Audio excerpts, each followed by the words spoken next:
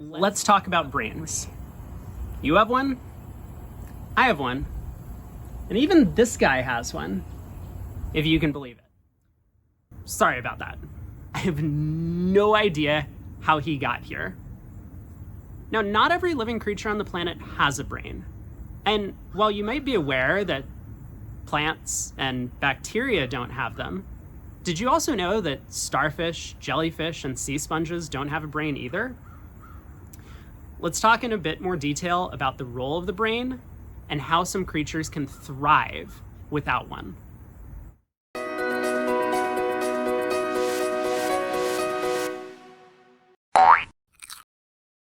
Life has existed on this planet for more than 3 billion years. Microscopic organisms were the first creatures on Earth, living deep in the oceans near thermal vents, feeding off carbon dioxide and producing methane. These single-celled creatures didn't have anything resembling a brain. But over time, as multicellular organisms evolved and grew, it became useful for cells from one part of the body to communicate information to other faraway cells. Enter the neuron. The first neurons developed over 700 million years ago and formed what's known as a nerve net. No, not a neural net, a nerve net. It's not clear to biologists whether the origin of these nerve nets developed in one species or independently across multiple different species. But these basic nervous systems are still present in several animals today. More on that later. Within 200 million years of the development of these nerve nets, fully functional central nervous systems and brains had developed. Over time, brains became more abundant throughout the animal kingdom among both land and sea dwellers. But what exactly does a brain do? Brains, or more generally central nervous systems, are an essential component of life for most animals. Our brains control our senses, our ability to reason, and even how fast our hearts beat.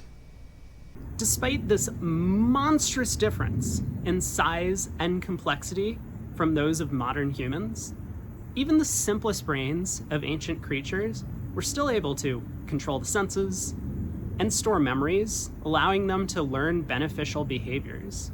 This ability to develop complex functionality is the main reason why brains are an invaluable tool. Learning where to find food, how to sense danger, and how to communicate are just some of the important things brains can do. If brains are so great, why don't all creatures have one?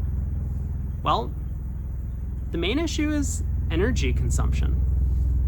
Brains contain anywhere from 100,000 to over 250 million densely packed neurons. In contrast, starfish only have 500 neurons in their entire body, and most jellyfish have less than 10,000. Neurons need energy to fire and communicate with one another through processes called action potential and synaptic transmission. Neurons have these long stems called axons. When an ion imbalance is present in the cell body, it triggers a discharge of potassium ions across the axon. Once these ions reach the synapse, they trigger a release of neurotransmitters into the gaps between neurons. These neurotransmitters attach themselves to the dendrites of other neurons, opening the door for more sodium ions to flow in, and the process propagates. Every time a group of neurons fire, they require energy to operate. And the more complex the request, the more energy is required. Our brains consume about 20% of our energy intake on a daily basis, which for a typical diet means we're using about 500 calories to sustain our brain functions each day. An average man would have to run for almost 45 minutes non-stop to burn that amount of calories. So brains are amazing. And they allow us to perform some of the most complex tasks imaginable. But they come with a cost that some creatures can't afford to pay.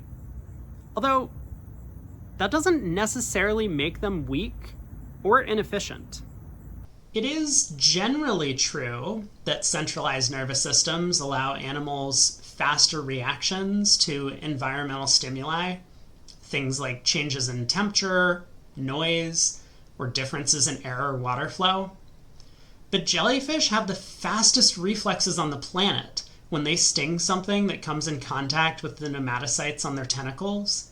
Clocking in at just under 1 millisecond, these stings happen about 7 times faster than their closest competitor for this award in the animal kingdom. Both starfish and jellyfish have been around for hundreds of millions of years, and they seem to be doing just fine without a brain. It's these reflexive instincts that react to environmental stimuli which allow them to survive without the ability to think that brains give to other animals. But this isn't entirely accurate. What if I told you that starfish, jellyfish, and other brainless creatures actually can learn? That's right. A mid-level learning technique called associative learning has been observed in jellyfish, starfish, and other brainless organisms.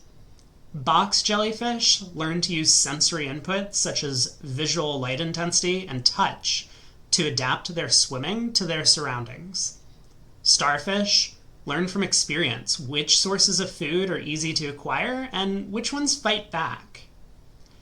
And distancing ourselves a bit from the animal kingdom, a single-celled organism known as slime mold has shown the capacity for associative learning by using past experiences to navigate environments in search of food. These little guys don't even have a nervous system. None of these creatures have demonstrated high-level learning techniques like conceptual learning, but it's still amazing what they can do with such limited frameworks. I hope you enjoyed this foray into neurobiology. Today, we took a look at how brains evolved, what they are, and how they operate. And there are some pretty amazing creatures out there that have incredible learning skills, even though they lack this valuable organ. Make sure to tune in again next week as we take a little bite out of another fascinating topic.